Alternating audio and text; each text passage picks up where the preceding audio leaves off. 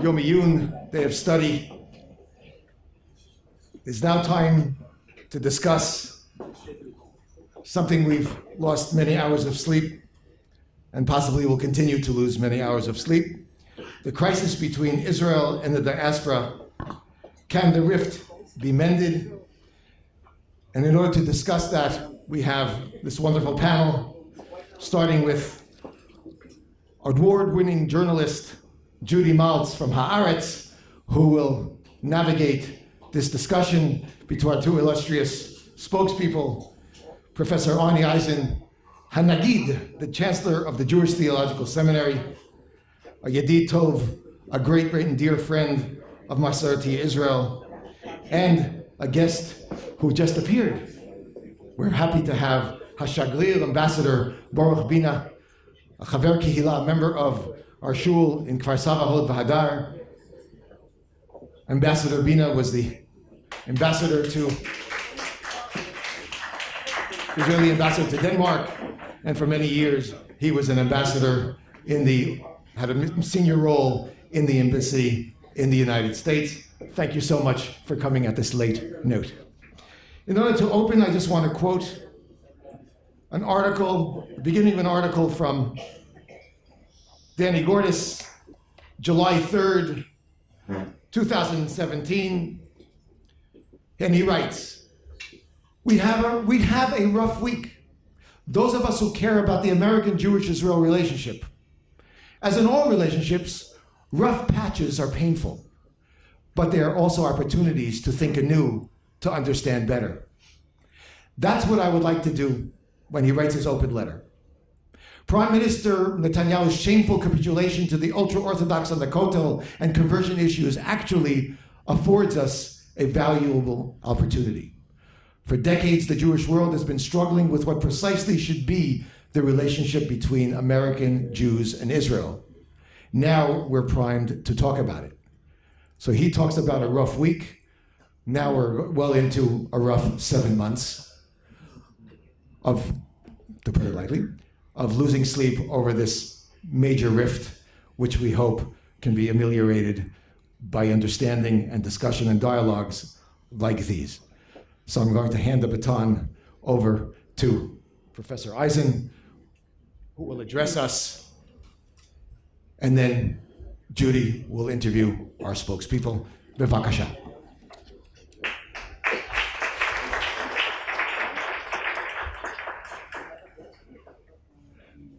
So I'm going to open with 15 minutes of remarks, but I want to take the first of those 15 minutes to say that for me, as a Jew, as a conservative Jew, and as a Zionist, it is truly amazing to be here, to be part of this day. I'm going to, talk in a minute about the Jewish people's relationship to one another and the relationship between American Jews, North American Jews, and the State of Israel. But I can't say that without noting that Solomon Schechter, when he wrote his great address in 1906, endorsing Zionism very courageously, could not possibly have imagined this day.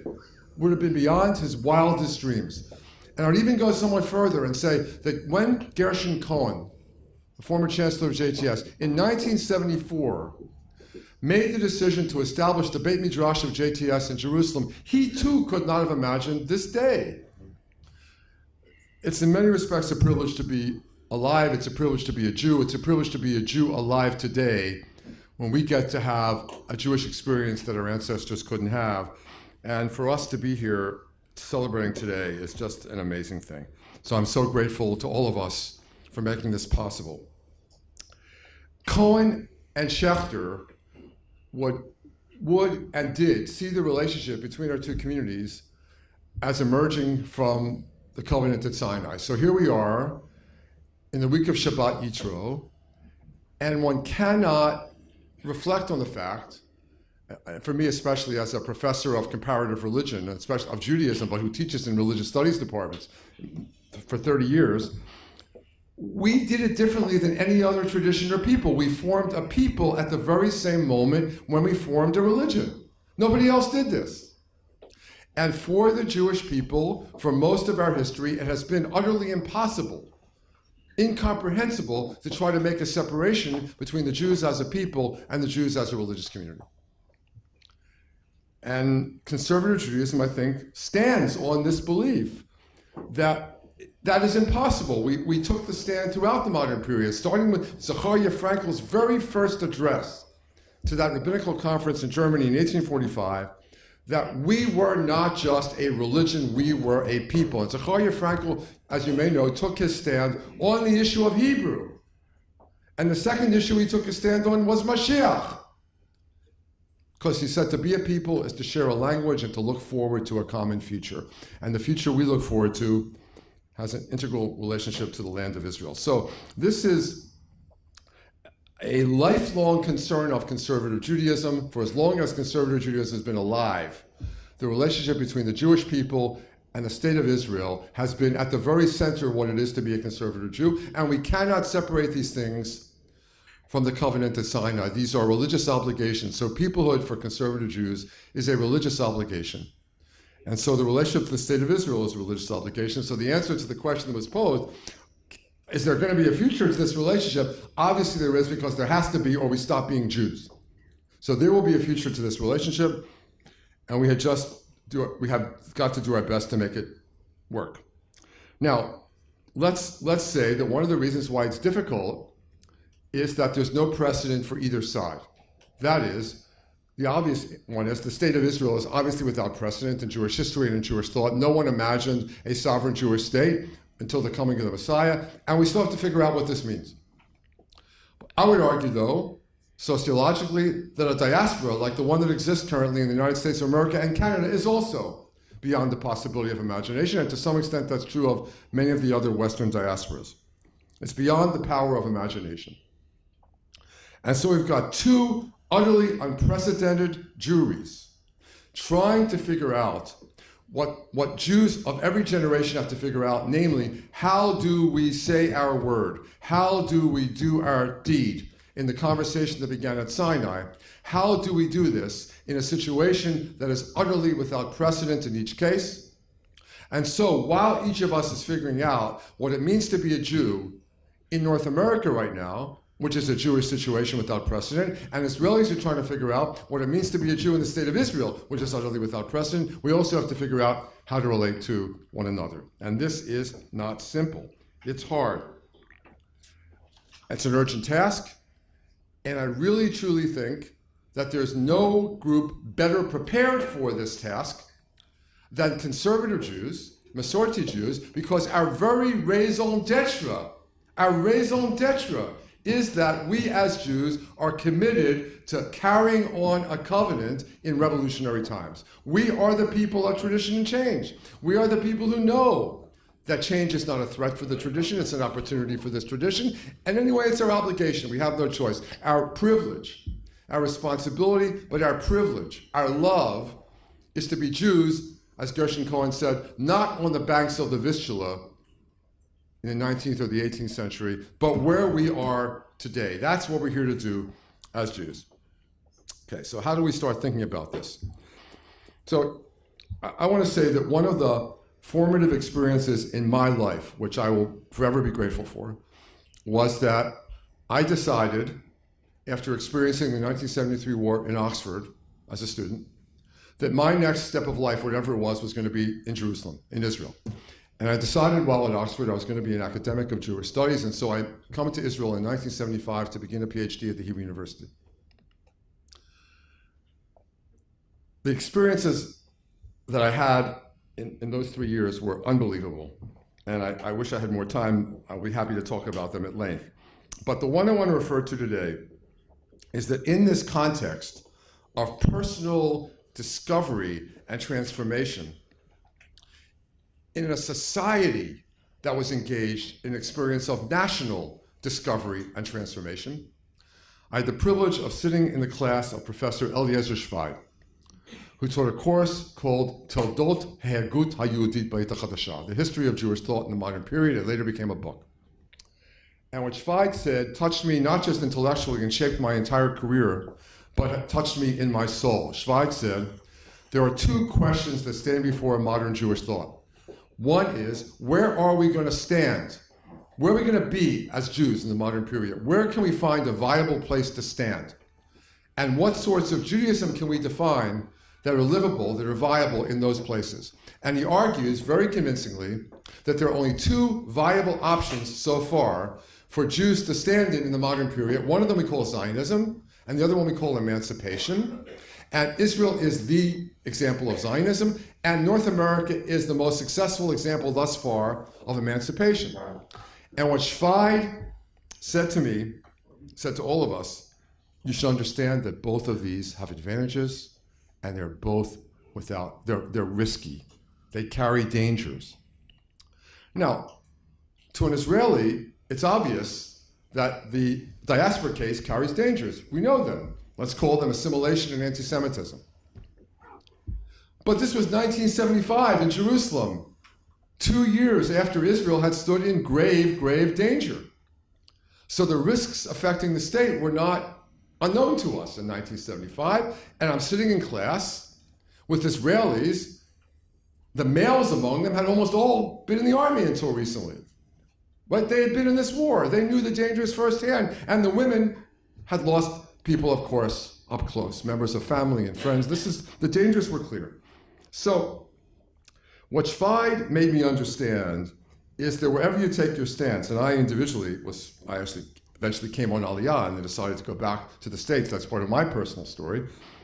But Schweid made us understand that wherever you are as a Jew, your task is to say your word in this conversation begun at Sinai, but to know that Judaism is at once a political matter and a theological, religious, cultural matter, that without the political matter, without the safe place in which to develop Jewry and Jews, you have nothing, but you have to develop Judaism there, you have to serve the covenant. I learned to talk about this in the language, I'm going to return to this, of normaliut, a Zionist term. You have to guard your interests, you have to protect your life, first of all, as an individual in a community, as a Jew, but you also have to serve the covenant. So we're here to do both. We're here to protect normalcy and to serve the covenant. So where do we stand right now and where can we be going? And I'll just give a brief sketch of this in the remaining 5 minutes of my talk, and then we'll have the rest of it will be in question and answer in the next few minutes. So the first thing I want to stipulate to you is that this problem that we're engaged in right now is not new. Danny Gorda said this, and I agree with that. And Schweid made it clear to me. And it happens that in 1990, the American Jewish Committee invited me to give a speech and write an article about the growing distance between American Jews and Israeli Jews. And I laid out all sorts of reasons for this. And we don't have time for them here, but in many respects, the very things that bring us together push us apart. And then in that same year, the sociologists, Charles Liebman, who I believe was the greatest sociologist of Jewry in his generation, the late Charles Liebman, and Stephen Cohen, published a book called Two Worlds of Judaism, which I think was true then, is true now. And they say at the end, it doesn't mean that we're going to be completely apart. No, we need each other. And there's no danger, they thought, and I agree, there's no danger of us having an unbridgeable gap. But they want us to understand why it's so difficult. And I had someone tell me in a session last week that, you know why we're so different? You say two Jewish communities, we're not a community here, we're a state. And I said, exactly, that's what Cohen and Liebman said a long time ago. We in North America are a network of voluntarist communities, and to call the North American Jewish community a community, the word community is an honorific, because what kind of community is it where only 40% of the so-called members of this community actually belong to it? Right, less than 40% of North American Jews actually belong officially or contribute in any way to any organized Jewish anything, even a film festival. Less than 40%. That's a community? Whereas here, you have a coercive community. As long as you're here, the state can force you to pay taxes. It forces you to do army service, unless you're Haredi, but it forces you to do these things. It's not voluntarist. As we say, Judaism comes with the territory. And there you decide if you want to be a Jew, if you want to be an Israeli. And here you have it. There's no point being here without it. It comes, again, with the territory, and we can go on like this. And so American Jewry tends toward a personal definition and a universal definition and a moral understanding of Judaism. And Israelis speak about history. Brit Goral, the covenant of fate. It binds us whether we like it or not. And I believe that's true of American Jews as well, but it's true that most American Jews do not recognize that that's true of American Jews. They think they're deciding whether to be Jewish or not. So there are all sorts of fundamental differences between us that get in the way. And in a later article in 1998, celebrating the 50th anniversary of the state, I wrote the piece in the American Jewish Yearbook on the relationship between our two communities, especially from the American side. And I show you that on the one hand, Israel since 1967 has been emotionally at the very center of many American Jewish identities. But when you look at what's changed in American Jewish life as a result of Israel, at least on the surface, it's very, very little. Jewish prayer. So we have a prayer for the Medina in our tefillot. Otherwise, I believe it's fair to say that our tefillot every week are exactly the same as they would have been had the state not existed.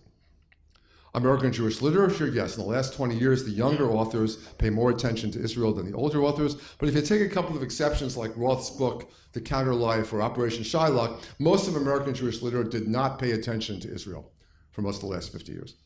American Jewish thought, I challenge you to find Heschel talking about Soloveitchik, talking about Israel in a major way, outside of that little book, Israel, an Echo of Eternity. I challenge you to find Soloveitchik talking about Israel in a major way, outside of his one essay called Odidofek. So this is true of the Reform movement in spades. So you have this paradox that on the one hand, world Jewry cares desperately about Israel. On the other hand, Israel has been marginal, and I think the reason it's been marginal is because people live their lives where they are. So American Jews, a lot of us, want Israelis to care more about us. They have other things to care about, daily concerns to care about, a government to care about, right? All sorts of issues that are pressing. And it's the same with us. And so the relationship from afar tends to be mythic and not real.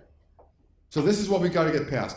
Am Yisrael Chai is the connection of the Jewish people to one another and to the land of Israel. Am Yisrael Chai. They tried to kill us, they couldn't. They're still trying to kill us, they can't. We're not going to let them. Am Yisrael Chai. This is Israel. This is our identity. But how do you do it day to day? How do you foster the relationship day to day? That's a problem. I'll conclude with one thought, and this, you may have seen the coverage of my speech last week at the Times of Israel, and they talked about this 1 minute of my 30-minute talk, but not the rest of it. In the 1 minute of my 30-minute talk, I said, even though the relationship is of long standing, there are several things happening right now that are exacerbating the relationship. And that's what the Times of Israel story was all about. And I pointed to 3 of them. And to me, these are not opinions. I have opinions, but these are facts. This is sociology, as it were. The fact number 1 is most American Jews are on the liberal end of the spectrum politically. Most, not all, most, with the exception of Orthodoxy. Right? Most American Jews are not Orthodox. You know the Pew Report. You know the percentage of Jews in America who are Orthodox right now? 9.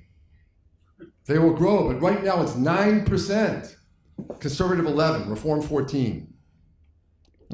So most American Jews are on the liberal end, and we now have a center-right government in Israel, generally held to be the most right-wing government Israel has ever had. Sociologically, I say this. Second, we have the influence of the Haredi dominance. Haredim take over the Rabbanut, which makes it even more extreme. So even many Orthodox rabbis can't have their conversions accepted. And the convergence of these two things gives us the Kotel problem, which is a hurt to many American Jews who want to feel close to the state and find themselves shut out.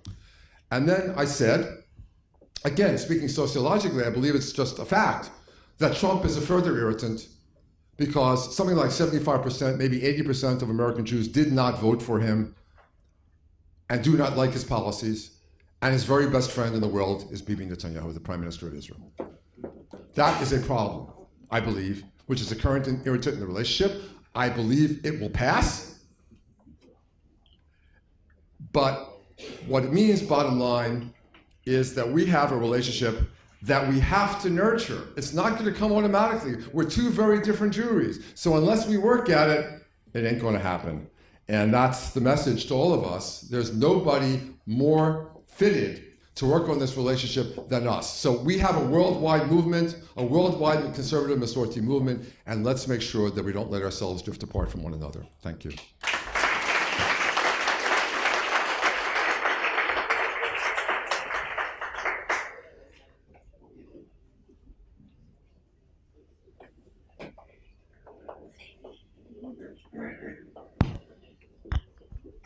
Is it on? Thank you, Arnie. I'm going to start now with a question for Baruch, but Arnie, if you would like to weigh in, that would be great as well. So we were talking before, and Baruch said that about 20 years ago, he wrote a dissertation about the rift between Israel and American Jewry, and you just said this is not the first crisis we've had. But some people have been saying that since June, I guess June 25th is the date when, in one day, the Israeli government both decided to renege on its promise to build an egalitarian prayer space at the Western Wall, and also decided to move ahead with very controversial conversion legislation. So that was a major crisis point. People have been saying since then that what we are seeing is a crisis that is unprecedented in scope. So my question to you, is it really unprecedented? Well, thank you. First of all, I want to thank you for the opportunity to speak, though in a hurried way, and I was recruited to fill in for Nachman, which of course I cannot do, but I'll do my best. Unprecedented, yes, in volume, in dimension, but not necessarily in direction. 20 years ago, when I came back from Washington for our first stint in DC, and I was enrolled in the National Defense College of Israel, and every student there, it's a kind of a military course for colonels and brigadiers, and I was the representative of the Foreign Office.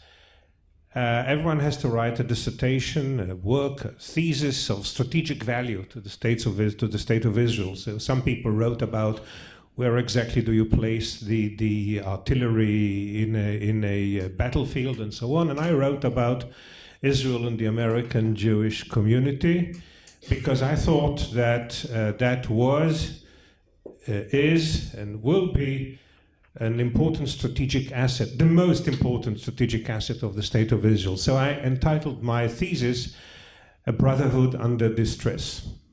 I saw that there. It wasn't that, it wasn't as difficult as it is today. I think that we have gone our separate ways in many ways. One of the things I wrote then, and I am still convinced that this is the case, that while, well, in the past, Israelis did not know much about the US and about the American Jews in general. The rich uncle from America was a legendary, a mythical figure that every now and then appeared and brought used clothes and so on and so forth.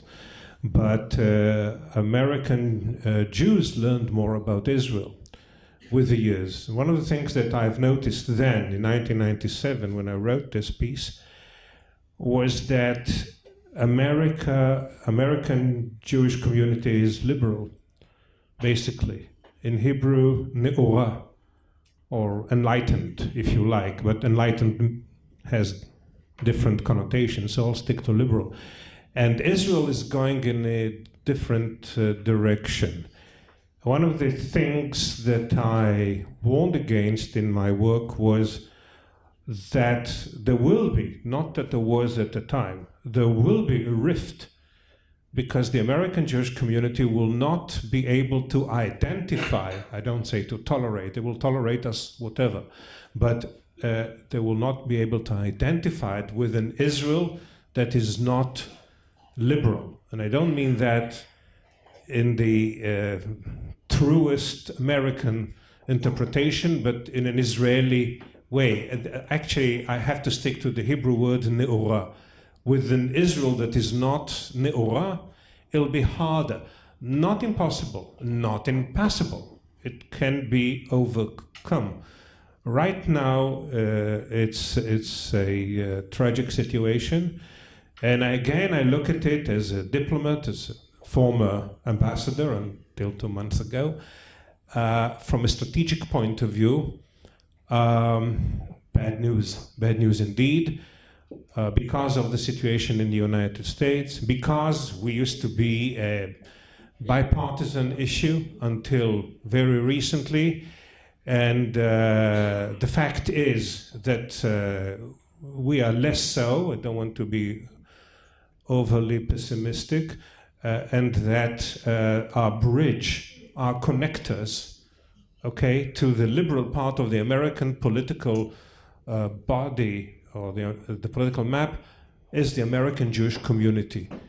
And we're losing the liberal part, the liberal side of the American Jewish community.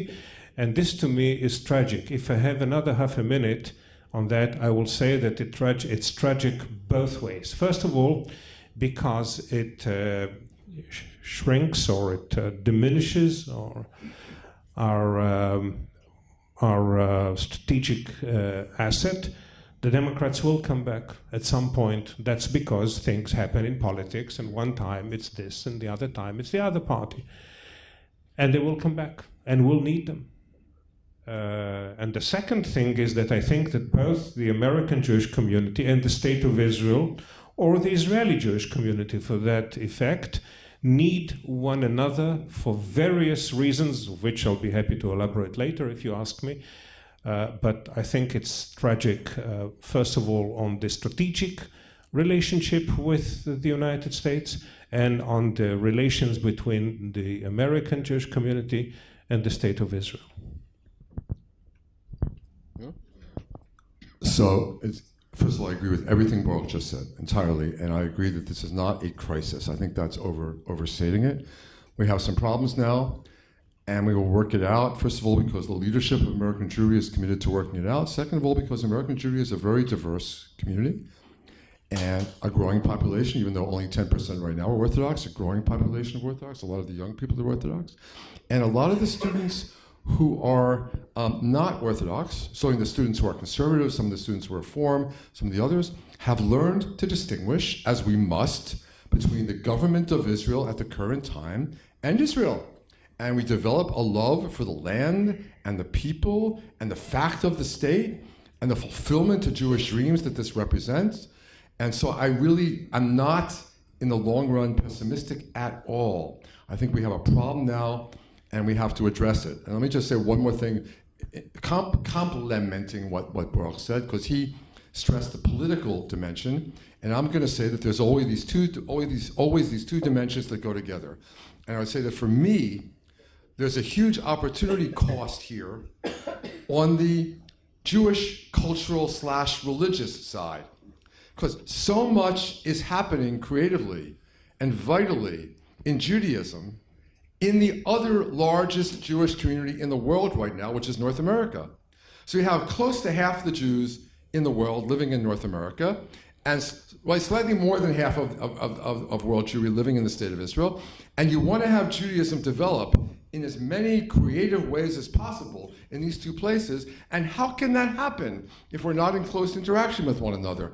So I think this is not only a loss politically, and the really serious loss here, as the press has shown, is that you poll Democrats, they are now, a majority doesn't favor Israel. I think that's a direct, and they did 2 years ago. They did 2 years ago. So what do you attribute this to? What happened in the last 2 years to change the opinion of Democrats about the state of Israel? Tell me.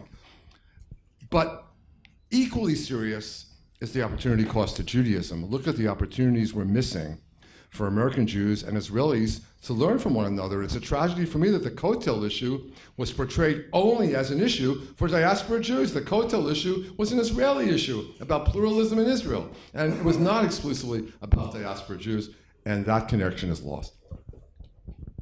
So I want to ask you something now about the Kotel issue. I think we have another session going on right now in another room about the Kotel, but we can't avoid it if we're talking about the rift between Israel and diaspora Jewry. There has been criticism, though, in Israel among liberal, progressive Israeli Jews that maybe the conservative and reform movements in the United States went too far with this. Maybe they were a little too obsessed with this one issue, which, frankly, is not an issue that concerns that many Israelis, because when do Israelis really go to the Kotel? Maybe only for a bar or bat mitzvah. And Israelis who are... Okay. No. And progressive Israelis say the issues that really concern us when it comes to religion and state are marriage, maybe conversion, maybe not as much, but marriage is the big issue. And maybe the conservative and reform movements should have been thinking about issues where they could form alliances with progressive Jews in Israel rather than focusing on this one issue which most Israelis don't care about. Well, I agree with you. I think that for most Israelis, the Kotel, the Wailing Wall, is not that important on the day-to-day life, but I want it to be there. I personally will not go to the Kotel unless I have to. Last time I was there, I was accompanying the junior senator from Illinois, who later became the President of the United States, and that was the reason why I went there. I don't want to go to a place where I can't go with my wife. And that is something that is very important for me. I think, though, that the importance, the significance of the Kotel crisis is not about the Kotel. It's about not keeping one's word. And that is something that is quite strange to the American way of thinking. And politics in America is different than it is in Israel. Once the president is elected, he or she is president for 4 years, and they have complete power over the control and the running of the country. In Israel, it's a coalition, and you always have to give way to your partners. And there are good things that you want to do, and you can't do that because you have commitments to the other parties. So it's all about politics, and I think, though, that the way that Israelis look on the American Jewish insistence on the Mitveh HaKotel, the framework, what do you call it in English, Mitveh HaKotel? No, but it wasn't like a deal. It was like a blueprint, if you like, for behavior. Is, well, okay, if that's what they want, fine. But they did not realize, I think, that for the American Jewish community leadership, it was a breach of faith. You gave us your word, and you don't live up to it. And that's annoying, to say the least. I think, though, that perhaps, you know, we should encourage our American brethren to look for other things in Israel. One of the things I did 2 years ago in a Limud session in Malmö, in Sweden, it was in Copenhagen, right? In Copenhagen, I'm sorry. I gave a speech or a lecture about Israeli or Hebrew poetry.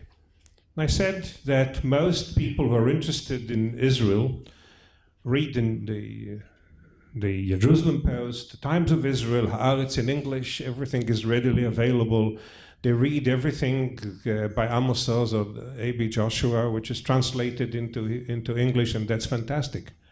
But they don't read Israeli or Hebrew poetry because it is hardly translated into English or to any other language. You can't really know France if you don't know Baudelaire. You can't really know England if you don't know Shakespeare, okay? And a major, well, poetry is just a minor aspect of life, but it is such a distilled aspect. It gives you, in a nutshell, what Israel is all about, and you can't read it. You don't know about it. When Jonathan Geffen wrote in 1967 a poem about, setting camp, and he said, we found this place, we found a place for the gully, for the kitchen, for the first aid, and this and that, and this and that, and that and this, but we could not find a spot where the officers could cry. Now, this is something that every Israeli will understand, but people who are not members of our secular culture will not know. And so I thought Well, everybody knows everything about Israel. GDP, GNP, how much gas we have in the sea, and politics, and Bibi and Bougie Herzog, and whatever. But they don't know poetry. So maybe we should encourage a project of mass, but qualitative, translation of what is Israel, Israeli poetry. That's just a point. And we have to do exactly the same thing. We have to do exactly the same thing from the other side. So you pointed to the problem here. So the Haredim in New York and the Haredim in Brooklyn have the Haredim in New York and the Haredim in Bnei Brak have their alliance. And we can fly over the Haredim from Brooklyn, whether they're dead or alive, to vote in the elections, along with the Haredim in Bnei Brak, right?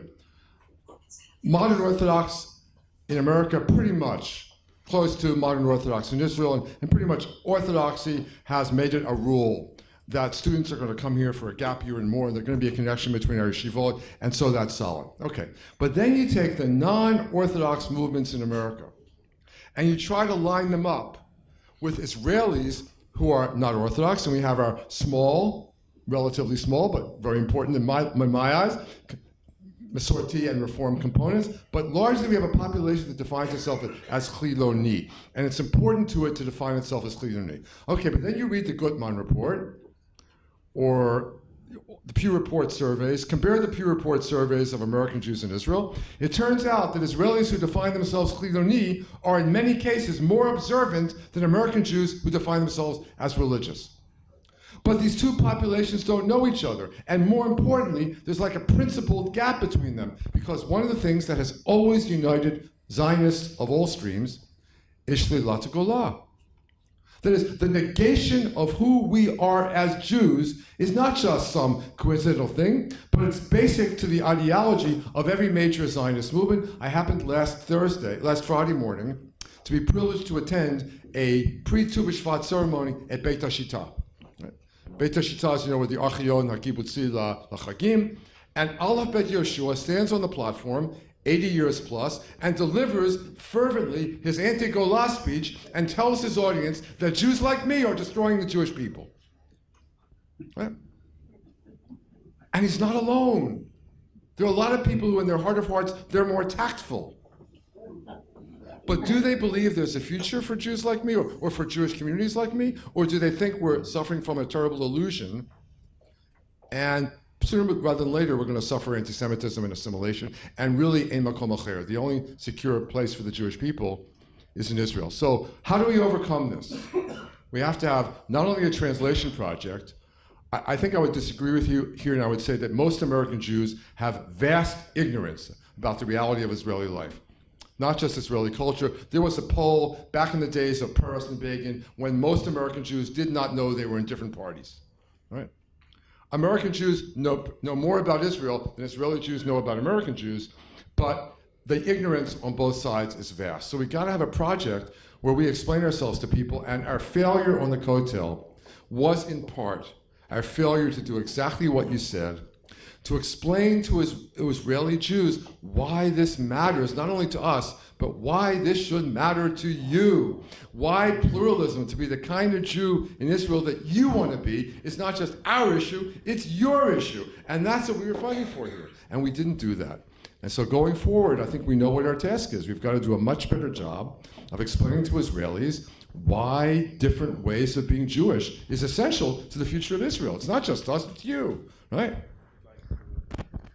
I would like, if I may, just very briefly relate to something that I attended in the mid-90s when the crisis began really. I told my American Jewish friends in Washington, Chicago, elsewhere, don't talk to me. You don't have to convince me. Write an op-ed, but not in Haaretz. Go to Yediot, go to other places, speak. Some of you speak Hebrew quite beautifully. Go on the Israeli media. People don't know that you feel that way. Make yourself noticeable. You're so good talking to American congressmen and senators securing the $3.1 billion annually for the state of Israel. Why don't you talk to the Israeli public about things that bother you? Don't think that we know you the way that I, who lived in the States for a number of years as a diplomat, know you. I know you because I wanted to learn, but most Israelis don't, so teach us. Okay, so I want to move on now. Still, I want to mention the Kotel because I think when we talk about the Kotel and the crisis, I think we're talking about a certain generation of diaspora Jews, the older generation. I don't think young American Jews, even if they went to Reform or conservative synagogues, really care about this very much now. What concerns them about Israel, I think, is, I hate to use the O word, the occupation and Israeli settlement policy and Israeli policy toward the Palestinians and the fact that it doesn't seem like this government is doing anything to pursue peace. So that is the reason most people believe that young American Jews are increasingly distancing themselves from Israel. But what doesn't make sense to me, maybe you can explain it, is how can that be really if, as we know, in the past 15 years, we have had projects like Birthright and Masa that have brought so many American Jews to Israel, and they've experienced Israel for the first time, and we hear that these projects have been incredible success stories. So if they've been so successful, how can it be that these young American Jews are growing so distant from Israel? You want to take this? Well, I guess you're better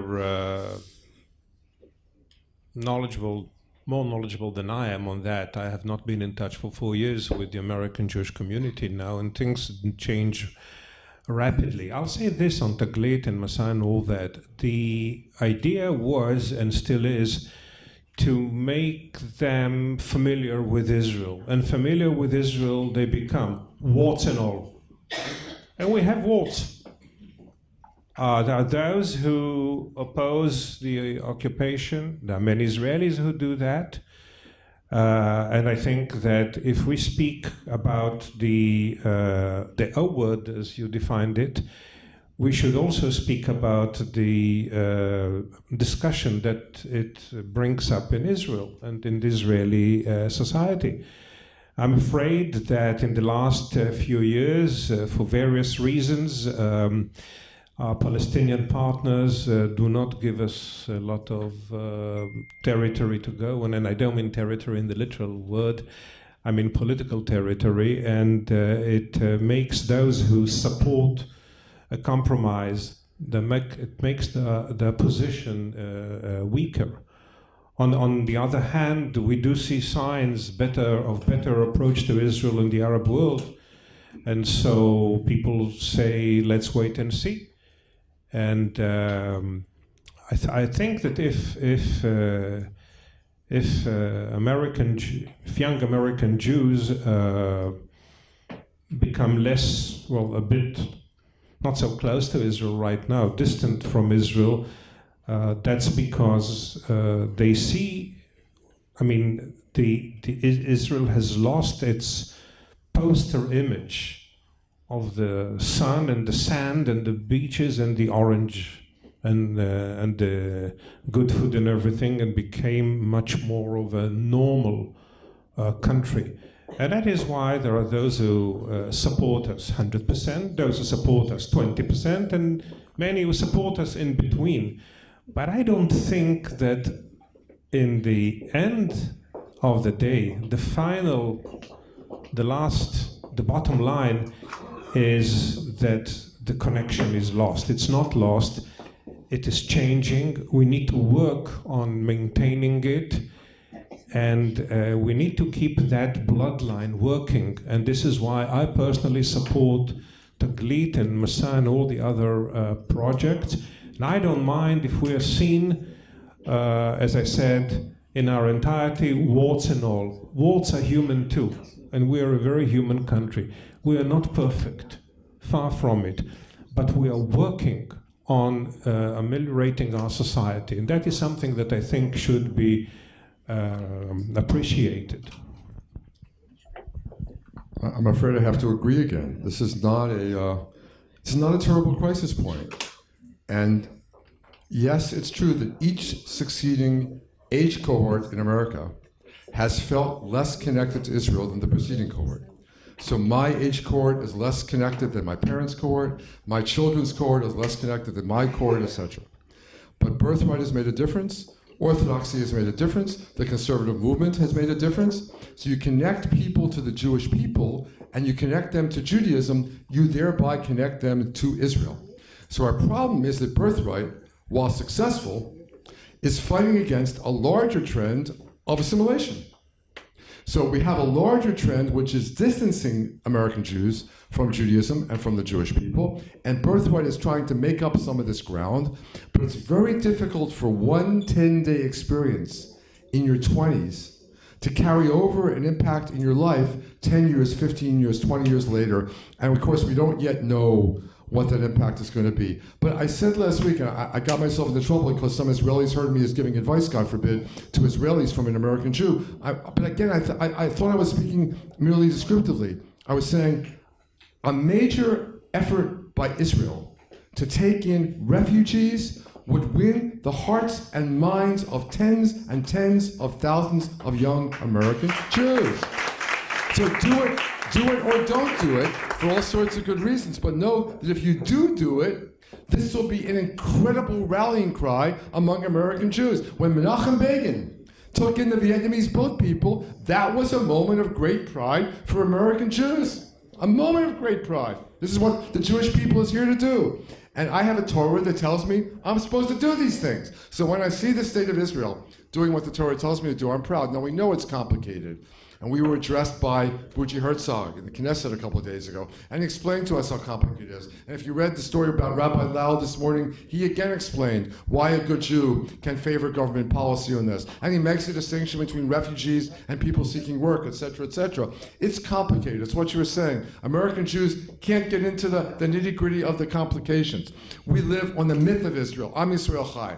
So this is an opportunity of mythic proportions. The state of Israel takes in refugees. It makes an incredible statement about who the Jewish people are.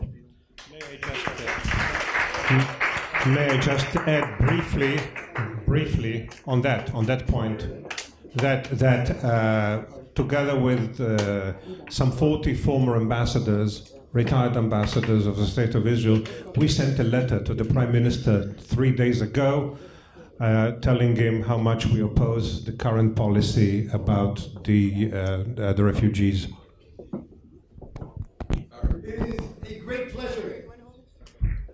It is a great pleasure to welcome Chavarat Knesset, member of Knesset Yael Cohen-Faran from the Machaneh Sunni and from our Masalti Kila in Pardes Chana. Yael entered Israeli politics through environmental issues. She's an activist, and we're glad to have you with us as we continue our conversation on a rift between Diaspora Jewry and the Israeli Jewish community. So I want to give Yael a chance right now. Welcome, Yael. So the title of our session here is The Crisis Between Israel and the Diaspora, Can the Rift Be Mended? So can it be mended? You, of most Israeli Knesset members, have been very involved and very engaged in recent months with many of the crises revolving around conversion, recognition of the conservative movement. What do you say? What is going to happen? Can there be a change under this government? Thank you. First of all, thank you, Judy and Baruch, and I'm sorry, Arnie, and everyone that welcome here. I'm really apologizing for not coming earlier, but my apologies coming from a Knesset session, so I'm really actually just coming from voting on the handicapped law that allows them to get a little bit more, which is not enough, of course, but the least we could do, and we really had to be there to support it. It was 90 votes, so it's really like showing the Knesset is with them. But unfortunately I'm gonna get on my head because I decided to come here instead of staying for another important vote. but it's not. I decided I chose you, and I will get on my head. Listen, I had to choose, and this is about establishing a parliamentarian investigation committee about the Gerush HaPlitim. Okay, so this is something I'm not going to vote about. And probably I will have to explain that I was in a very, very important conference. So, and I think to relate to the issue of this panel.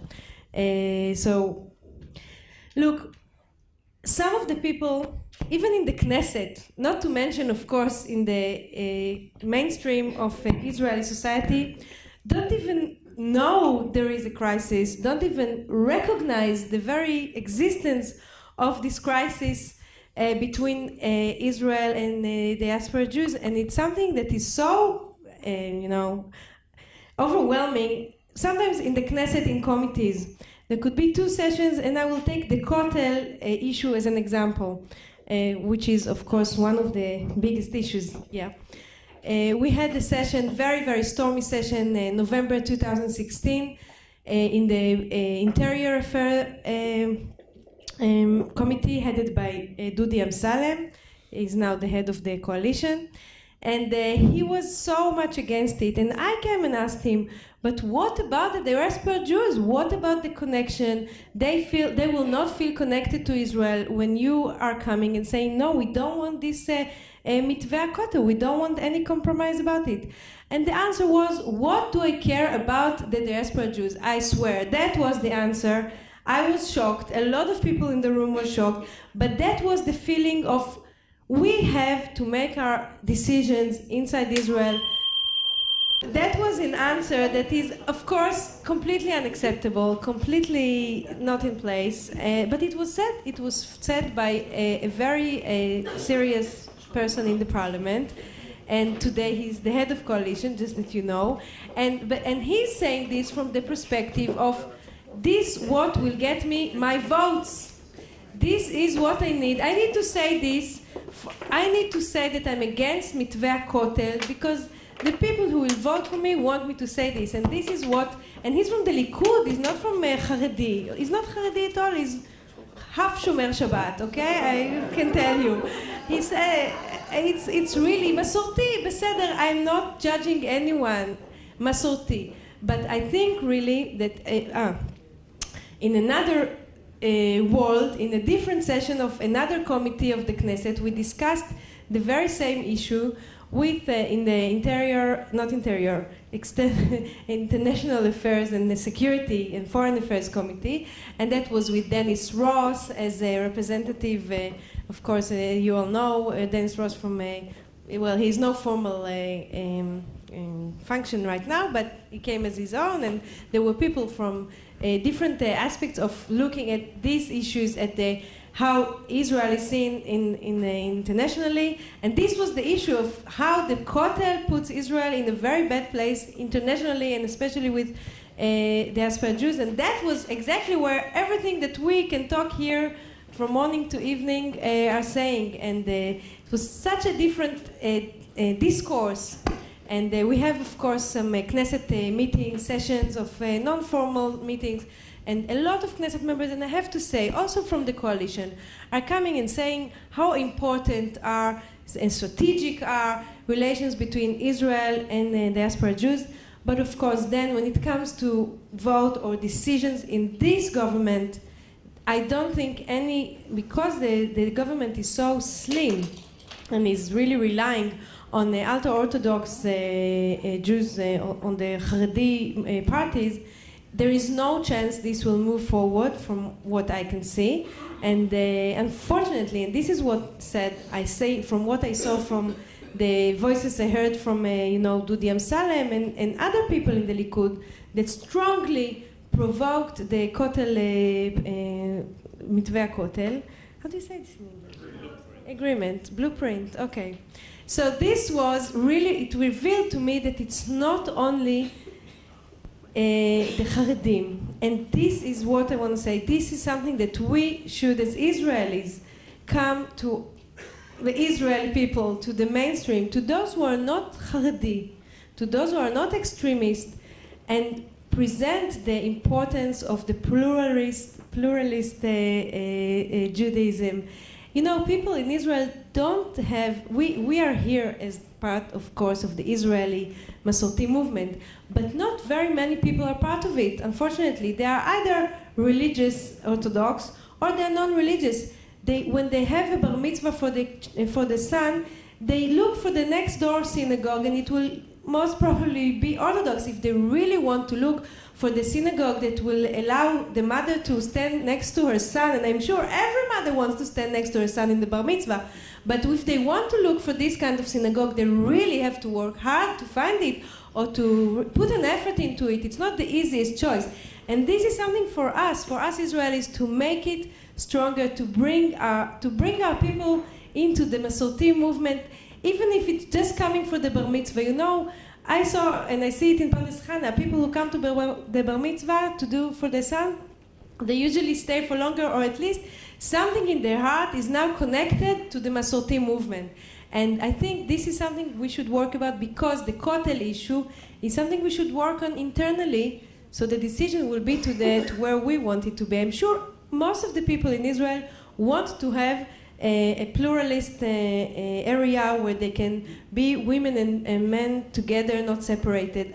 I'm pretty sure it's obvious, but they're not putting their voices very hard about it.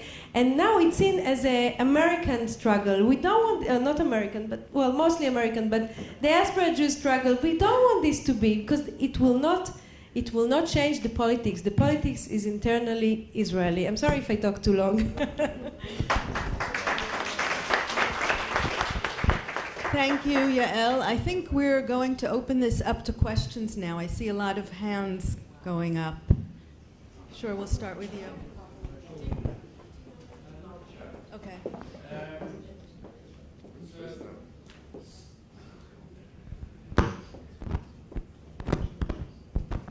So quite rightly, Israelis pursue what's in the best interest, the best perceived interest of Israelis. So when it comes to a vote, Israelis, parliamentarians, are voting in line with what the perceived needs are of their constituency. For many, many tens of years, liberal Jews in America have naively perhaps been thinking that by some sort of automatic process, Israel will become the kind of liberal state that they want it to be. Like, we've been assuming that the natural course of events will lead to Israel developing a kind of pluralist, open state which doesn't favor one version of Judaism over another, like you experience in North America. And that will happen by some automatic process. But naively as well, liberal Jews in North America have not been investing and putting their money where their mouth is in terms of the development of liberal Judaism in this country. It should be, at this point in what I do believe to be a crisis, it should be the case that organizations like the Masorti movement, Atnuah Masorti here in Israel, literally don't know what to do with all the money that's being thrown at them by American Jewry.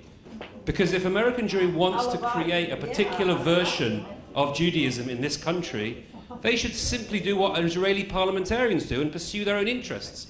If those 11% of American Jews stopped investing in the state of Israel bichlal and started investing in the kind of liberal, democratic, open, pluralistic state that they want, that would mean they would be investing hundreds of millions of dollars in the Tnuah Masortit and in Machon Shechter and in Tali. And I assure you that if the Masorti movement here had 20 times as much money, its impact on the ground in this country would be PSL, PS3. And why are the leadership of American Jewry allowing the status quo continue? Well, all I would expect from American Jewry would be the same degree of self-interest that American parliamentarians evidence when they behave towards their constituencies.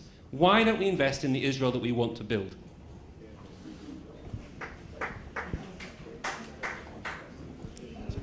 Yeah. Yeah, let's... Maybe you should explain who the rabbi is and what he does. He's the head of the yeshiva, Masorti Yeshiva, Rabbi Joel Levy. As the chancellor knows,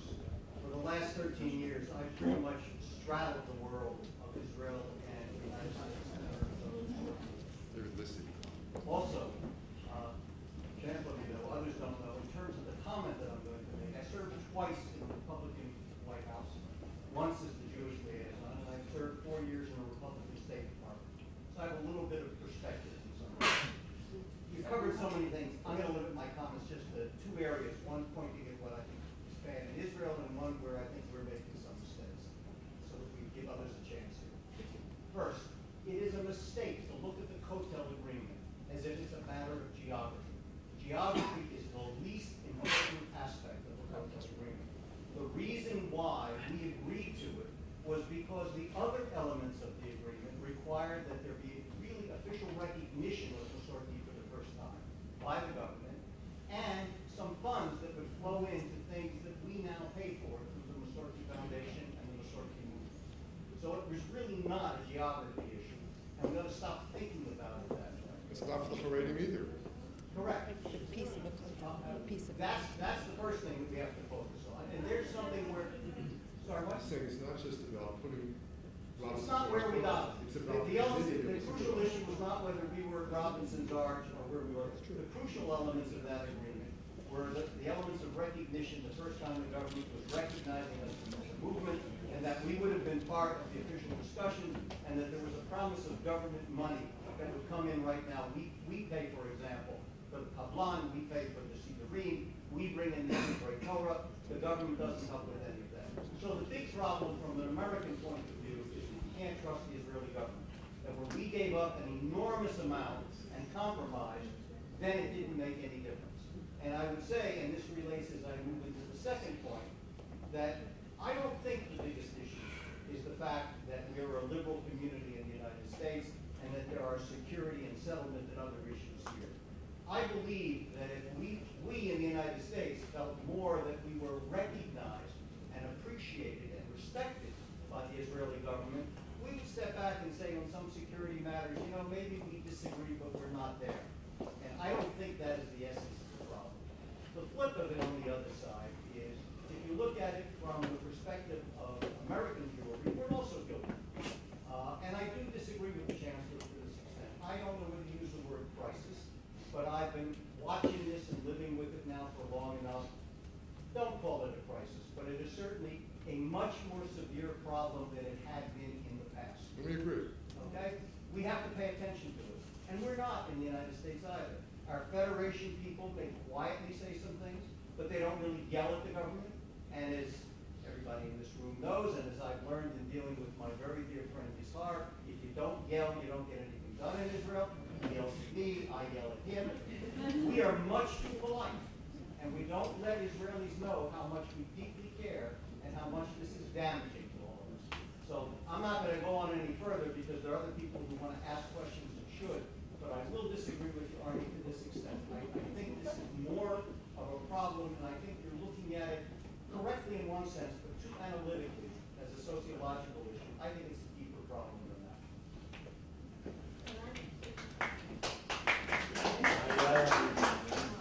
I respect Chancellor Eisen tremendously, and with my British hat on, I would say I politely disagree with you a little bit.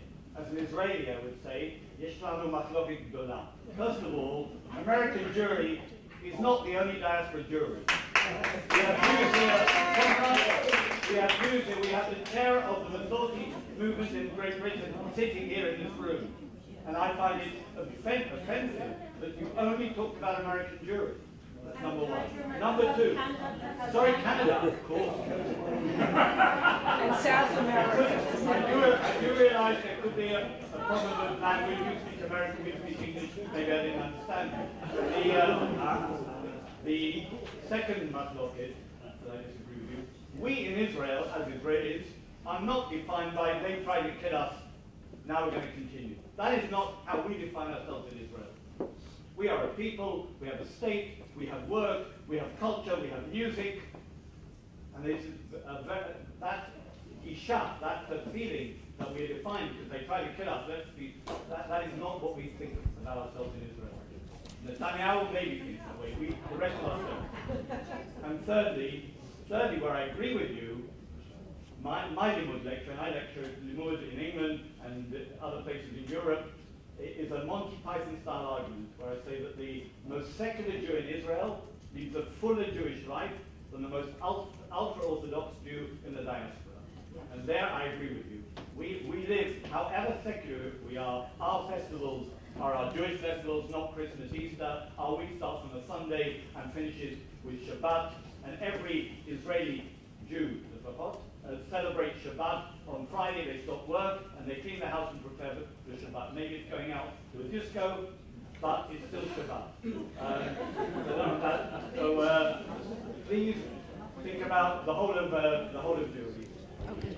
Okay, we're going to take one more question from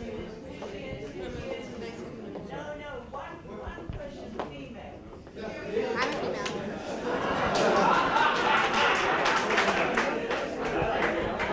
Hi, I'm a young diaspora Jew.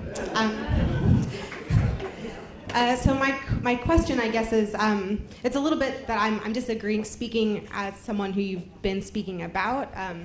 I think the disillusionment with the Jewish establishment is not a straying from religion or from Judaism. It's a straying from a disillusionment with what the establishment is providing. And I have a multi-layer question. The first is, how do you define the success of Birthright? Because I don't see it. I don't see the success. I don't see it among my friends who've gone on Birthright. Lots of people I know. And also in terms of the issues with Israel, it's not that we're being told the blemishes and that's making us turn away. It's that young Jews are not taught about what's wrong. They're only taught to love blindly. And then they discover the truths of the complexities of the country from elsewhere, not from their Jewish establishment. And that makes them turn away from their Judaism in its institutions and from Israel as a country, because they want to be taught that from the places they trust. So I'm just wondering what their response to that would be. You want to go first, or shall I go first? So, Joel, the problem with all of our Jewish institutions, especially our conservative Masorti Jewish institutions, is that we are terribly underfunded. We in America, as conservative institutions, are dramatically underfunded relative to Reform and Orthodox institutions. I don't know of more than a small handful of Jewish institutions of any kind that have enough money to do what they need to do. Something like 7%, this is the best estimate, 7% of American Jewish philanthropy goes to Jewish causes of any kind. 93% of Jewish philanthropic dollars go to things like hospitals, which are wonderful, and symphonies, which are great. But the American Jewish community, and this is true of Canada as well, the North American Jewish community is not supporting itself, and that goes to one of the things we might call assimilation, that is, where are our priorities? And the sense of Jewish peoplehood is not strong enough even to support a local synagogue or day school, or to support the state of Israel, which for most American Jews is far away. So we have a larger problem in trying to convince Jews that we have to take care of ourselves. We have to take care of our people, we have to take care of our institutions, and we won't have Jews unless we have Jewish education that is superior, and we don't have very much of that right now, okay? So this is our larger problem, and it's a function of the problem of being Jewish in the modern world, and it gets in the way of this as well. David Liskey spoke, I think, absolutely correctly about why the Kotel thing was so important to American Jews, and why it was so important to Haredi Jews to have it defeated, because of the recognition that he gave to other kinds of Jews and therefore to other kinds of Judaism, and they couldn't allow that. So our disagreement is, we'll see, it turns out, is this the big lurch on a downward slope and things are going to get worse and worse and worse? Or if the state of Israel did a few things that were different, and if American Jewry responded appropriately, would we repair the situation in short order? And I'm one of those who's optimistic by nature. It's my belief that we repair the situation in pretty short order. I did not speak about British Jewry or French Jewry or South American Jewry because I don't know enough about those Jewries, and I try to talk about what I know about, and therefore I never make the assumption that other Jewries are like North American Jewry, and in fact I've been Chancellor now for 11 years, so I know enough not to think that Canada is the same as the United States of America, right? I know that lesson. But I believe that structurally there are some unifying factors that link diaspora Jews one to another, And these are the sorts of things that have been analyzed by some of the finest students of modern Jewry, like my teacher Eliezer Schweid, and all of our teacher Gershom Sholem, and other people who have been talking about Israel and diaspora. So one distinguishes among what the president of Israel called the 4 tribes of Israel. One distinguishes among different kinds of Jews in every diaspora, and one distinguishes among diaspora communities. And if I gave the impression that I don't know that, then I'm happy to be corrected. Of course, the diasporas are very different, and we'll let someone else debate what a full diaspora Jew is. Now, we in Israel are not defined by they tried to kill us. Of course not. And I started out with Brit Sinai. And Brit Sinai is Brit Goral and it's Brit Yehud. It's a covenant of faith and it's a covenant of destiny. Nothing, they tried to kill us does not define Jews anywhere that I know. But what I said was, which I believe is true, if you scratch the surface, you will find that what the sociologists call the civil religion of the Jewish people, which unites the most ultra-secular Jew in Tel Aviv with the most ultra-Orthodox Jew in Brooklyn, is Am Yisrael Chai, the belief that the Jewish people must live. The Jewish people must not perish. The Jewish people and Judaism must live. And that's what the state of Israel means, I think, bottom line, to a lot of Jews. It doesn't define us, but bottom line, that is a bottom line commitment that holds us together. And finally, to you. So, I define Birthright successful because I read the sociology. I don't trust it, but I read it. And they do surveys of Birthright graduates, and they testify 5 years and 10 years after Birthright that it has made a tremendous difference to their lives. It's true the survey was funded by people who support Birthright. And what's more important to me is we don't have long-range data. We only have data a few years out, so we don't know what the long-term effect of Birthright is going to be. So when I hear stories like yours, and I believe them because I hear them so many times, this is a failure of American Jewish education. American Jews have to know about the reality of Israel. And if British Jews and Canadian Jews and French Jews and German Jews and Argentinian Jews are doing a better job, then I'd like to know about it.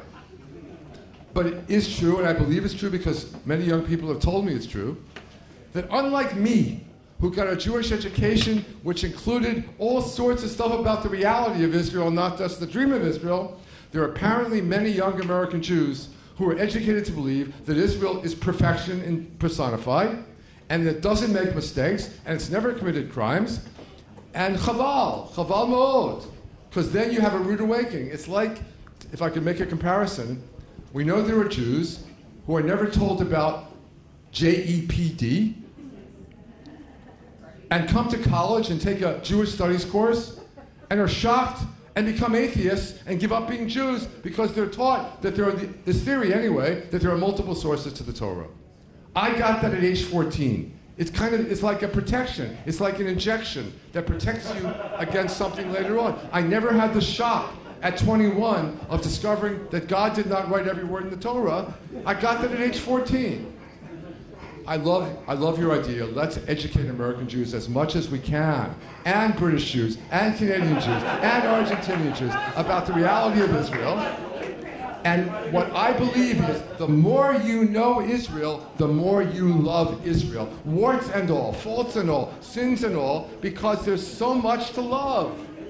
So much to love. And with that, I pass the microphone.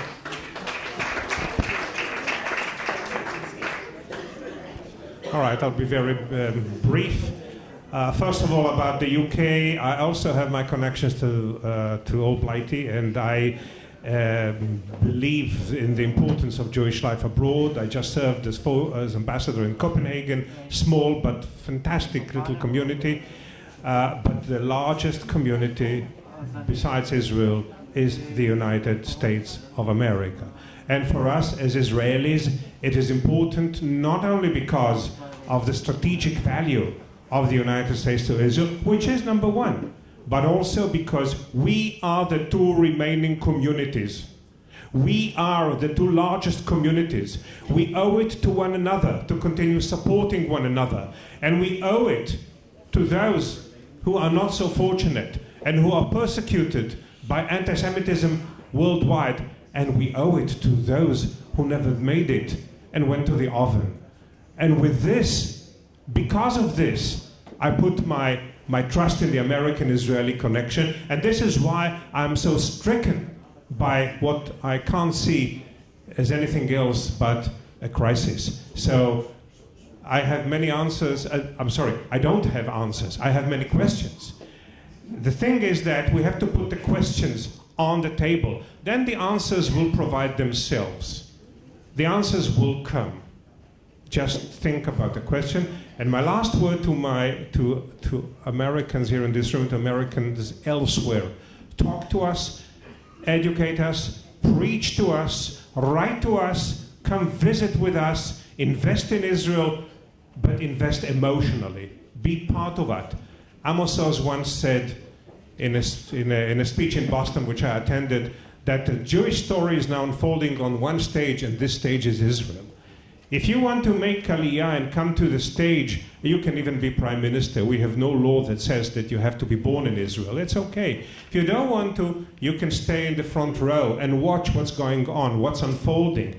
And if it's too much, the heat is too much, stay on the third, fourth, fifth row, or in the balcony. But never leave the theater hall. Never leave the theater hall. And this is what Birthright does, I hope, for those who will then have questions. Maybe not answers, but questions. Thank you. Thank you. I will try to be brief. Regarding philanthropy and donations that was brought up earlier in one of the questions, of course, I will never say call on anyone to stop donating to Israel. God forbid. I think it's very important to continue supporting Israel. But I think that this philanthropy can make a change. And there is a very big gap between where it's going now, and the change that you want to make and maybe can create with changing the rules of what you give to or where this funding is going to. And they create some agreement, a new agreement. And just for example, I know that one of the synagogues that I was very, very happy to be part of the celebration to open in Yokneam, it was given to the Keilah in Yokneam, which is very, very young, like our Keilah in Pardes Chana, and asked them, how come you get a place from the Iriya, from the city hall? We don't get a place. They don't care about us. So they said 30 years ago, there was a donation to build a synagogue, a conservative synagogue. There was no Keilah, so it was used as a different thing. But now there is a Keilah, so obviously they are getting it. These things are happening, and they're happening a lot in Israel, in many of the Keilot, and the connection can be much stronger. And now one thing that I want to say is there is a need, and there is a possibility to create a big change. I think it's like I always try to be optimist, otherwise I wouldn't be in the Knesset. And there is, from every crisis, you can see how you get out of it and to make a change that is revealing from this crisis. So what I want to see from this crisis, or whether it's severe or not so severe between diaspora Jews and Israel, I want to see how we overcome it together, and making the Masorti movement especially, which is dear to me, but all non-Orthodox Jewish pluralist movement to become much, much more significant, and not to let the delegitimization that is happening right now in Israel. Thank you.